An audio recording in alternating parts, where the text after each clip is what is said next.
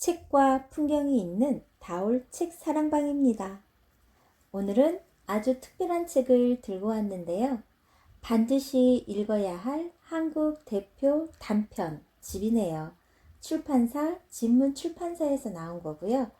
중고등학교 필독 도서라고 되어 있고 신문학 이후 우리문학의 주류를 이루어온 단편 소설을 총망라했다고 하네요.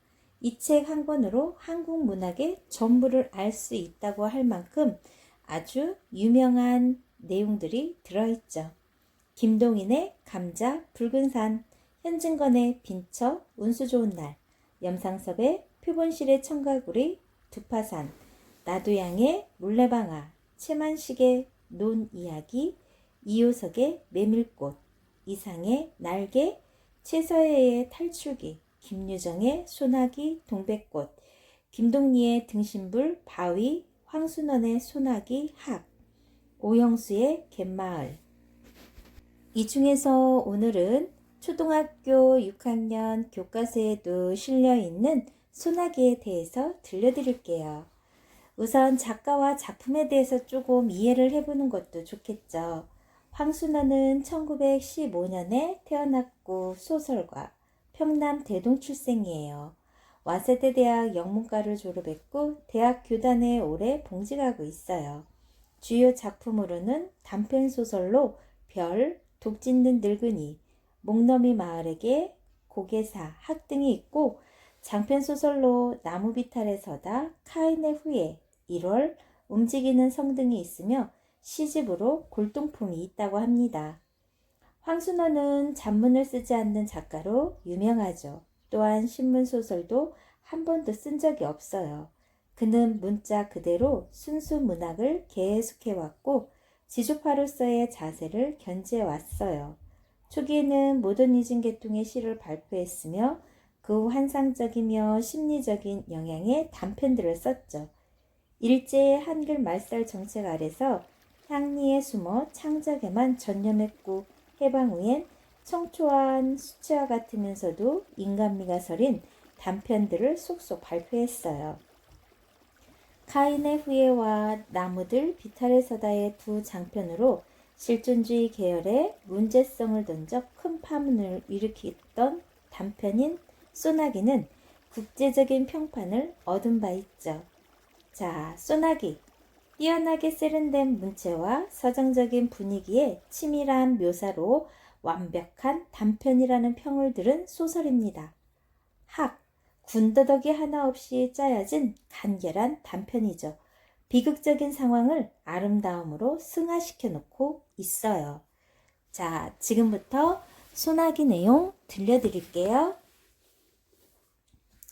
소녀는 개울가에서 소녀를 보자 곧 윤초신의 증손녀 딸이라는 걸 알 수 있었다. 소녀는 개울에다 손을 잠그고 물장난을 하고 있는 것이다. 서울서는 이런 개울물을 보지 못하기나 한 듯이. 벌써 며칠째 소녀는 학교에서 돌아오는 길에 물장난이었다. 그런데 어제까지는 개울 기슭에서 하더니 오늘은 징검다리 한가운데 앉아서 하고 있었다. 소녀는 개울뚝에 앉아버렸다. 소녀가 비키기를 기다리자는 것이다. 요행 지나가는 사람이 있어 소녀가 길을 비켜주었다. 다음 날은 좀 늦게 개울가로 나왔다. 이날은 소녀가 징검다리 한가운데 앉아 세수를 하고 있었다. 분홍 스웨터 소매를 걷어올린 팔과 목덜미가 마냥 휘었다. 한참 세수를 하고 나더니 이번에는 물속을 빤히 들여다본다. 얼굴이라도 비추어 보는 것이리라. 갑자기 물을 움켜낸다. 고기 새끼라도 지나가는 듯. 소녀는 소년이 개울뚝에 앉아있는 걸 아는지 모르는지 그냥 날쌔게 물만 움켜낸다. 그러나 번번이 허탕이다. 그대로 재미있는 양 자꾸 물만 움킨다. 어제처럼 개울을 건너는 사람이 있어야 비킬 모양이다. 그러다가 소녀가 물속에서 무엇을 하나 집어낸다. 하얀 조약돌이었다. 그리고는 벌떡 일어나 팔짝팔짝 징검다리를 뛰어 건넌다. 다 건너가더니만 휙 이리로 돌아서며 이 바보! 조약돌이 날라왔다. 소녀는 저도 모르게 벌떡 일어섰다. 단발머리를 나풀거리며 소녀가 막 달린다. 갈바사의 길로 들어섰다. 뒤에는 청량한 가을 햇살 아래 빛나는 갈꽃분. 이제 저쯤 갈반머리로 소녀가 나타나리라. 꽤 오랜 시간이 지났다고 생각됐다. 그런데도 소녀는 나타나지 않는다. 발돋움을 했다. 그리고도 상당히 시간이 지났다고 생각됐다. 저쪽 갈반머리에 갈꽃이 한움큼 움직였다. 소녀가 갈꽃을 안고 있었다. 그리고 이제는 천천한 걸음이었다. 유난히 맑은 가을 햇살이 소년의 갈꽃 머리에서 반짝거렸다. 소녀 아닌 갈꽃이 들깃을 걸어가는 것만 같았다. 소녀는 이 갈꽃이 아주 배지 않게 되기까지 그대로 서 있었다. 문득 소녀가 던진 조약돌을 내려다 보았다. 물기가 걷혀 있었다. 소녀는 조약돌을 집어 주머니에 넣었다. 다음 날부터 좀 더 늦게 개울가로 나왔다. 소녀의 그림자가 배지 않았다. 다행이었다. 그러나 이상한 일이었다. 소녀의 그림자가 배지 않는 날이 계속될수록 소년의 가슴 한구석에는 어딘가 허전함이 자리 잡는 것이었다. 주머니 속 조약돌을 주무르는 버릇이 생겼다. 그러한 어느 날 소녀는 전에 소녀가 앉아 물장난을 하던 징검다리 한가운데에 앉아보았다. 물속에 손을 잠갔다. 세수를 했다. 물속을 들여다보았다. 검게 탄 얼굴이 그대로 빛이었다. 싫었다. 소녀는 두 손으로 물속의 얼굴을 움키웠다. 몇 번이고 움키웠다. 그러다가 깜짝 놀라 일어나고 말았다. 소녀가 이리로 건너오고 있지 않은가. 숨어서 내가 하는 일을 엿보고 있었구나. 소녀는 달리기 시작했다. 디딤돌을 헛디뎠다. 한 발이 물속에 빠졌다. 더 달렸다. 몸을 가릴 데가 있어줬으면 좋겠다. 이쪽 길에는 가을밭도 없다. 메밀밭이다. 전에 없이 메밀꽃내가 짜릿하게 코를 찌른다고 생각됐다. 미간이 아찔했다. 찝찝한 액체가 입술에 흘러들었다. 코피였다. 소녀는 한 손으로 코피를 훔쳐내면서 그냥 달렸다. 어디선가 바보 바보 하는 소리가 자꾸만 뒤따라오는 것 같았다. 토요일이었다. 개울가에 이르니 며칠째 보이지 않던 소녀가 건너편가에 앉아 물장난을 하고 있었다. 모르는 채 징검다리를 건너기 시작했다. 얼마 전에 소녀 앞에서 한 번 실수했을 뿐 여태 큰 길 가듯이 건너던 징검다리를 오늘은 조심스럽게 건넨다. 예! 못 들은 척했다. 두 위로 올라섰다. 예! 이게 무슨 조개지? 자기도 모르게 돌아섰다. 소녀의 맑고 검은 눈과 마주쳤다. 얼른 소녀의 손바닥으로 눈을 떨구었다. 비단조개. 이름도 참 곱다. 갈림길에 왔다. 여기서 소녀는 아래편으로 한 산마장쯤, 소녀는 우대로 한 십리 가까운 길을 가야 한다. 소녀가 걸음을 멈추며 너 저 산 너머에 가본 일 있니? 볼끝을 가리켰다. 없다. 우리 가보지 않으련? 시골 오니까 혼자서 심심해 못 견디겠다. 저래 봐도 멀다. 멀면 얼마나 멀기에 서울에 있을 땐 사뭇 먼 데까지 소풍 갔었다. 소녀의 눈이 금세 바보 바보 할 것만 같았다. 눈 사이길을 들어섰다. 별 가을 거제 하는 곁을 지났다. 허수아비가 서 있었다. 소년이 새끼줄을 흔들었다. 참새가 몇 마리 날아간다. 참, 오늘은 일찍 집으로 돌아가 텁논의 참새를 봐야 할 걸 하는 생각이 든다. 아, 재밌다. 소녀가 허수아비 줄을 잡더니 흔들어댄다. 허수아비가 자꾸 우쭐거리며 춤을 춘다. 소녀의 왼쪽 볼에 살포시 보조개가 패었다. 저만큼 허수아비가 또 서 있다. 소녀가 그리로 달려간다. 그 뒤를 소년도 달렸다. 오늘 같은 날은 일찍 집으로 돌아가 집안일을 도와야 한다는 생각을 잊어버리기라도 하려는 듯이 소녀의 곁을 스쳐 그냥 달린다. 메뚜기가 따끔따끔 얼굴에 와 부딪힌다. 쪽빛으로 한껏 깬 가을 하늘이 소년의 눈앞에서 매물돈다. 어지럽다. 저놈의 독수리, 저놈의 독수리, 저놈의 독수리가 매물돌고 있기 때문이다. 좀 전 허수아비보다 더 우쭐거린다. 논이 끝난 곳에 도랑이 하나 있었다. 소녀가 먼저 뛰어 건넜다. 거기서부터는 산 밑까지는 밭이었다. 수수단을 세워놓은 밭머리를 지났다. 저게 뭐니? 원두막. 여기 참외 맛있니? 그럼 참외 맛도 좋지만 수박 맛은 더 좋다. 하나 먹어봤으면. 소년이 참외구리에 심은 무밭으로 들어가 무 두 밑을 뽑아왔다.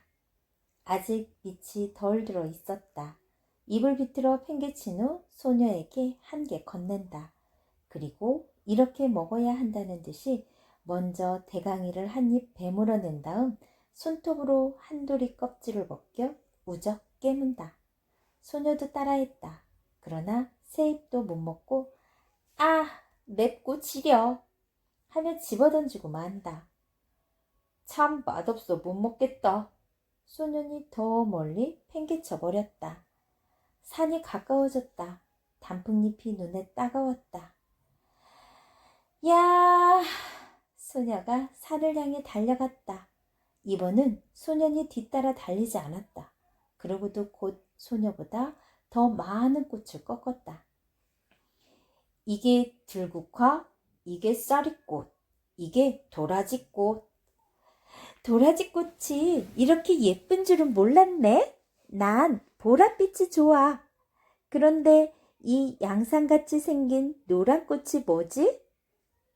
마타리꽃. 소녀는 마타리꽃을 양산 받듯이 해보인다. 약간 상기된 얼굴에 보조개를 떠올리며 다시 소녀는 꽃 한 움큼을 꺾어왔다. 싱싱한 꽃가지만 골라 소녀에게 건넨다. 그러나 소녀는 하나도 버리지 마라. 산마룻개로 올라갔다. 맞은편 골짜기에 오손도손 초가집이 몇 모여 있었다. 누가 말한 것도 아닌데 바위에 나란히 걸터 앉았다. 유달리 주위가 조용해진 것 같았다. 따가운 가을 햇살만이 말라가는 풀 냄새를 퍼뜨리고 있었다. 저건 또 무슨 꽃이지? 적잖이 비털진 곳에 칡덩쿨이 엉키어 꽃을 달고 있었다. 꼭 등꽃 같네. 서울 우리 학교에 큰 등나무가 있었단다. 저 꽃을 보니까 등나무 밑에서 놀던 동무들 생각이 난다. 소녀가 조용히 일어나 비털진 곳으로 간다. 꽃송이가 많이 달긴 줄기를 잡고 끊기 시작한다. 좀처럼 끊어지지 않는다. 안간힘을 쓰다가 그만 미끄러지고 만다. 칡덩쿨을 그어쥐었다. 소년이 놀라 달려갔다. 소녀가 손을 내밀었다. 손을 잡아 이끌어 올리며 소녀는 제가 꺾어다 줄 것을 잘못했다고 뉘우친다. 소녀의 오른쪽 무릎에 핏방울이 맺혔다. 소녀는 저도 모르게 생채기에 입술을 가져다 대고 빨기 시작했다. 그러다가 무슨 생각을 했는지 휙 일어나 저쪽으로 달려간다. 좀 만에 숨이 차 돌아온 소녀는 이걸 바르면 낫는다? 송진을 생채기에다 문질러 바르고는 그 다름으로 칡덩쿨 있는 데로 내려가 꽃 많이 달린 몇 줄기를 이빨로 끊어가지고 올라온다. 그리고는 저기 송아지가 있다. 그리 가보자. 누런 송아지였다. 아직 콧들에도 깨지 않았다. 소년이 고삐를 바투 잡아쥐고 등을 긁어주는 척 훌쩍 올라탔다. 송아지가 껑충거리며 돌아간다. 소녀의 흰 얼굴이, 분홍 스웨터가, 남색 스커트가 안고 있는 꽃과 함께 범벅이 된다. 모두가 하나의 큰 꽃묶음 같다. 어지럽다. 내가 내리지 않으리라. 자랑스러웠다. 이것만은 소녀가 흉내내지 못할 자기 혼자만이 할 수 있는 일인 것 같다. 너희에서 뭣들 하느냐? 농부 하나가 억새풀 사이로 올라왔다. 송아지 등에서 뛰어내렸다. 어린 송아지를 타서 허리가 상하면 어쩌냐고 꾸지람을 들을 것만 같았다. 그런데 나룻이 긴 농부는 소녀 편을 한 번 훑어보고는 그저 송아리 고삐를 풀어내면서 어서들 집으로 가거라. 소나기가 올라. 한참 먹장구름 한 장이 머리 위에 와 있다. 갑자기 사면이 소란스러워진 것 같다. 바람이 우수우수 소리를 내며 지나간다. 삽시간에 주위가 보랏빛으로 변했다. 산을 내려오는데 떡갈나무 밑에서 빗방울 듣는 소리가 난다. 굵은 빗방울이었다. 목덜미가 선뜻선뜻했다. 그러자 대번에 눈앞을 가로막는 빗줄기. 비 안개 속에 원두막이 보였다. 그리로가 비를 그을 수밖에. 그러나 원두막은 기둥이 기울고 지붕도 갈래갈래 찢어져 있었다. 그런대로 비가 덜 새는 곳을 가려 소녀를 들어서게 했다. 소녀의 입술이 파랗게 질렸다. 어깨를 자주 떨었다. 무명 저고리를 벗어 소녀의 어깨를 싸주었다. 소녀는 비에 젖은 눈을 들어 한 번 쳐다봤을 뿐 소년이 하는 대로 잠자코 있었다. 그리고는 안고 온 꽃묶음 속에서 가지가 꺾이고 꽃이 일그러진 송이를 골라 발밑에 버린다. 소녀가 들어선 곳도 비가 새기 시작했다. 더 거기서 비를 그을 수밖에 없었다. 밖을 내다보던 소년이 무엇을 생각했는지 수수밭 쪽으로 달려간다. 세워놓은 수수단 속을 뒤집어 보더니 옆에 수수단을 날라다 덧세운다. 다시 속을 뒤집어 본다. 그리고는 이쪽을 향해 손짓을 한다. 수수단 속은 비는 안 새었다. 그저 어둡고 좁은 게 안 됐다. 앞에 나앉은 소녀는 그냥 비를 맞아야만 했다. 그런 소년의 어깨에서 김이 올랐다. 소녀가 속삭이듯이 이리로 들어와 앉으라고 했다. 괜찮다고 했다. 소녀가 다시 들어와 앉으라고 했다. 할 수 없이 뒷걸음질을 쳤다. 그 바람에 소녀가 안고 있는 꽃묶음이 망그러졌다. 그러나 소녀는 상관없다고 생각했다. 비에 젖은 소년의 몸 내음새가 확 코에 끼얹었다. 그러나 고개를 돌리지 않았다. 도리어 소년의 몸기운으로 해서 떨리던 몸이 저기 누그러지는 듯 느낌이었다. 솟아나던 수수잎 소리가 뚝 그쳤다. 밖이 멀게졌다. 수수단 손을 벗어나왔다. 멀지 않은 앞쪽에 햇빛이 눈부시게 내리붙고 있었다. 도랑이 있는 곳까지 와보니 엄청나게 물이 있었다. 빛마저 제법 붉은 흙탕물이었다. 뛰어 건널 수가 없었다.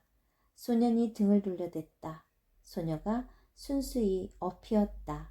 걷어올린 소년의 잠방이까지 물이 올라왔다. 소년은 어머나 소리를 지르며 소년의 목을 끌어안았다. 개울가에 다다르기 전에 가을 하늘은 언제 그랬는가 싶게 구름 한 점 없이 쪽빛으로 개어 있었다. 그 뒤로는 소녀의 모습은 배지 않았다. 매일같이 개울가로 달려와 봐도 배지 않았다. 학교에서 쉬는 시간에 운동장을 살피기도 했다. 남몰래 5학년 여자반을 엿보기도 했다. 그러나 배지 않았다. 그날도 소녀는 주머니 속 흰 조약돌만 만지작거리며 개울가로 나왔다. 그랬더니 이쪽 개울뚝에 소녀가 앉아있는 게 아닌가. 소녀는 가슴부터 두근거렸다. 그동안 알았다. 어쩐지 소녀의 얼굴이 해쓱해져 있었다. 그날 소나기 맞은 탓 아냐? 소녀가 가만히 고개를 끄덕이었다. 인제 다 났냐? 아직도. 그럼 누워 있어야지. 하도 갑갑해서 나왔다. 참, 그날 재미있었어. 그런데 그날 어디서 이런 물이 들었는지 잘 지지 않는다. 소녀가 분홍 스웨터 앞자락을 내려다본다. 거기에 검붉은 진흙물 같은 게 물들어 있었다. 소녀가 가만히 보조개를 떠올리며 그래, 이게 무슨 물 같니? 소녀는 스웨터 앞자락만 바라보고 있었다. 네, 생각해냈다. 그날 도랑을 건너가면서 내가 업힌 일이 있지? 그때 내 등에서 옮은 물이다. 소녀는 얼굴이 확 달아오름을 느꼈다. 갈림길에서 소녀는 오늘 아침에 우리 집에서 대추를 땄다. 내일 제사 지내려고. 대추 한 줌을 내어준다. 소녀는 주춤한다. 맛봐라. 우리 증조 할아버지가 심었다는데 아주 달아. 소녀는 두 손을 오그려 내밀며 참 알도 굵다. 그리고 우리 이번에 제사 지내고 나서 좀 있다 집을 내주게 됐소. 소녀는 소녀네가 이사에 오기 전에 벌써 어른들의 이야기를 들어서 윤초씨 손자가 서울서 사업에 실패해가지고 고향에 돌아오지 않을 수 없게 되었다는 걸 알고 있었다. 그것이 이번에는 고향집마저 남의 손에 넘기게 된 모양이었다. 왜 그런지 난 이사 가는 게 싫어졌어. 어른들이 하는 일이니 어쩔 수 없지만. 전에 없이 소녀의 까만 눈에 쓸쓸한 빛이 떠돌았다. 소녀와 헤어져 돌아오는 길에 소녀는 혼자 속으로 소녀가 이사를 간다는 말을 수없이 되뇌어 보았다. 뭐 그리 안타까울 것도 서러울 것도 없었다. 그렇건만 소녀는 지금 자기가 씹고 있는 대추 아래 단맛을 모르고 있었다. 이날 밤 소녀는 몰래 덕세 할아버지네 호두밭으로 갔다. 낮에 봐두었던 나무로 올라갔다. 그리고 봐두었던 가지를 향해 작대기를 내리쳤다. 호두송이 떨어지는 소리가 별나게 크게 들렸다. 가슴이 선뜩했다. 그러나 다음 순간 굵은 호두야 많이 떨어져라. 많이 떨어져라. 저도 모를 힘에 이끌려 마구 작대기를 내리치는 것이었다. 돌아오는 길에는 열 이틀 다리 지우는 그늘만 골라다녔다. 그늘의 고마움을 처음 느꼈다. 불룩한 주머니를 어루만졌다. 호두송이를 맨손으로 깠다가는 몸이 오르기 쉽다는 말 같은 건 아무렇지도 않았다. 그저 근동에서 제일 가는 이 덕세 할아버지네 호두를 어서 소녀에게 맛보여야 한다는 생각이 앞섰다. 그러다 아차 하는 생각이 들었다. 소녀더러 병이 좀 낫거들랑 이사가기 전에 한번 개울가로 나와달라는 말을 못해 둔 것이었다. 바보 같은 것, 바보 같은 것. 이튿날 소년이 학교에서 돌아오니 아버지가 나들이 옷으로 갈아입고 닭 한 마리를 안고 있었다. 어디를 가시느냐고 물었다. 그 말에는 대꾸도 없이 아버지가 안고 있는 닭의 무게를 겨냥해 보면서 이만하면 될까? 어머니가 망태기를 내주며 벌써 며칠째 갸알갸알하고 알랄자리를 보던데요. 크진 않아도 살은 쪘을 거예요. 소년이 이번에는 어머니한테 아버지가 어디 가시냐고 물어보았다. 저 서당골 윤초시 댁에 가신다. 제사상이라도 놓으시라고. 그럼 큰 놈으로 하나 가져가야지. 저 얼룩수탉으로. 이 말에 아버지는 허허 웃고 나서 임마 그래도 이게 실속이 있다. 소녀는 공연히 열적어 책보를 집어던지고는 외양간으로 가 쇳잔등을 한번 철썩 갈겼다. 쇠팔이라도 잡는 채. 개울물은 날로 여물어 갔다. 소녀는 갈림길에서 아래쪽으로 가보았다. 갈반머리에서 바라보는 서당골 마을은 쪽빌 하늘 아래 한결 가까워 보였다. 어른들의 말이 내일 소년애가 양평읍으로 이사 간다는 것이었다. 거기 가서는 조그만 가게방을 보게 되리라는 것이었다. 소녀는 저도 모르게 주머니 속 호두알을 만지작거리며 한 손으로는 수없이 갈꽃을 휘어 꺾고 있었다.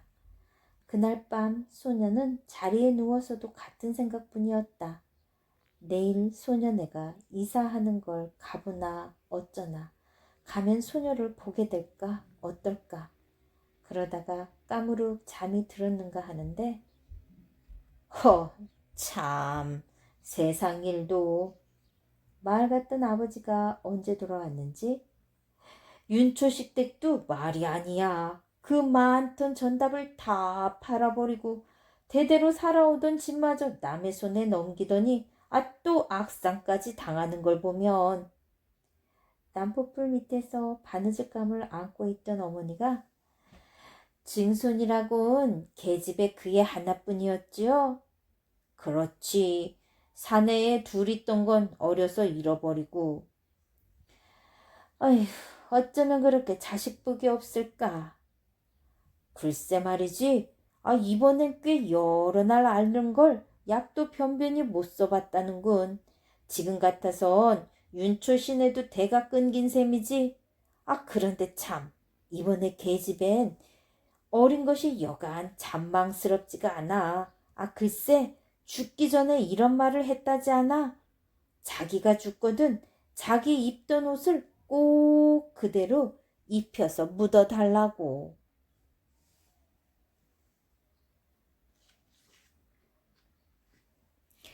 어떠셨나요?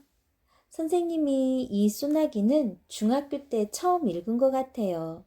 중학교 때 몇 살이야? 한 36년 전? 그러면 선생님 나이가 나오겠네요. 30년도 훨씬 넘는 전에 이 소나기를 읽었을 때 참 이상 야릇한 기분이 들었는데 오늘 또 역시 여러분들에게 들려주다 보니 우리의 잊혀져가는 정서, 옛날 시골 분위기, 이러한 것들이 떠오르네요. 요즘 세상에선 볼 수 없는 아주 귀한 풍경이죠. 역사 속으로 사라져가는 우리의 문화, 황순원의 소나기였습니다. 여러분들이 이걸 듣고 나면 어떤 생각이 들까요? 요즘 친구들은 어떻게 친구를 사귀나요? 어떤 놀이를 하면서 지낼까요? 여기에 나오는 건 정말 수수했죠. 시골 풍경, 개울가, 조약돌, 수수단, 소나기. 결국 아파서 소녀는 죽지만 어떻게 했나요? 자기가 죽으면 입었던 옷을 꼭 그대로 입혀서 묻어달라고 했던 마지막 장면. 선생님은 이 장면에서 가슴이 뭉클해졌어요. 여러분도 이 소나기를 읽고 나면 어떠한 마음으로, 어떠한 감정으로 다가올지 궁금합니다. 좋아요, 구독 꾹 눌러주시면 계속해서 소중한 우리 문화, 우리 문학의 주류를 이어온 단편소설 한 편 한 편 읽어드릴게요. 좋은 시간 되세요. 그리고 여러분의 꿈을 응원합니다.